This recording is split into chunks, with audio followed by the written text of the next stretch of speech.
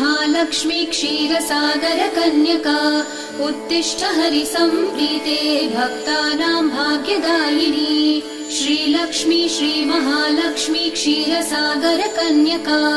उत्तिष्ठ हरिसम्प्रीते भक्तानां भाग्यदायिनी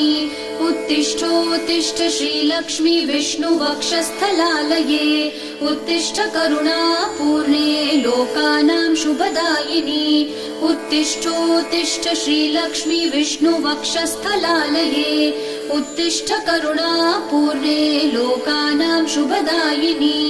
श्रीपद्ममध्यवसिते वरपद्मनेत्रे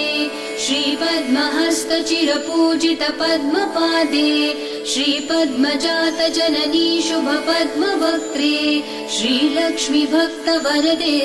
तव सुप्रभातम् श्रीपद्ममध्यवसिते वरपद्मनेत्रे श्रीपद्महस्तचिरपूजित पद्मपादे श्रीपद्मजातजननी शुभ